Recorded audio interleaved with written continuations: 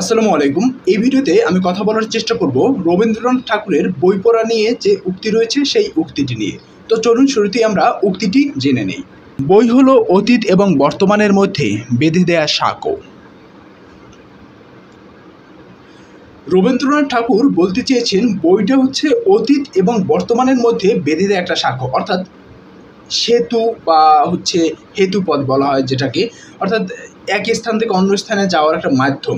অর্থাৎ আপনি দেখবেন কি নদীতে যে আমরা ব্রিজ বলি বা সেতু বলি বা সাঁকো আমরা গ্রামের ভাষায় বলি, একদম একদম খাঁটি বাংলায় যদি গ্রামের ভাষায় বলতে চাই হাক্কা বলে, তারপর যদি একটু বলি চার বলে, একদম গ্রামের ভাষায় এগুলো। হ্যাঁ, আমি অনেক গ্রামের মানুষ, তো এই জন্য হচ্ছে গ্রামের ভাষাটা আপনাদের মাঝে শেয়ার করলাম।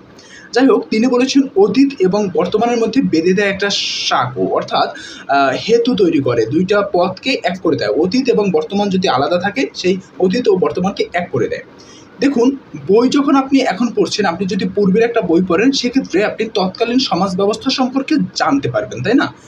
অনেক রাইটার আবার লেখেন কি ভবিষ্যৎ সম্বন্ধে তারা এমন মন্তব্য দেন বা তাদের এমন কথা থাকে যেটা হচ্ছে আপনার ভবিষ্যতের সাথে যায়, একদম মিলে যায়, কেমন করে জানি মিলে যায়। যেমন আমি যদি জীবনানন্দ দাশের একটা কবিতার কথা বলি, অদ্ভুত আধান এক এসেছে পৃথিবীতে আজ, যারা অন্ধ সবচেয়ে বেশি আজ চোখে দেখে তারা, যাদের হৃদয়ে কোনো প্রেম নেই, প্রীতি নেই, করুণার আলোড়ন নেই, পৃথিবী অচল আজ তাদের সুপরামর্শ ছাড়া।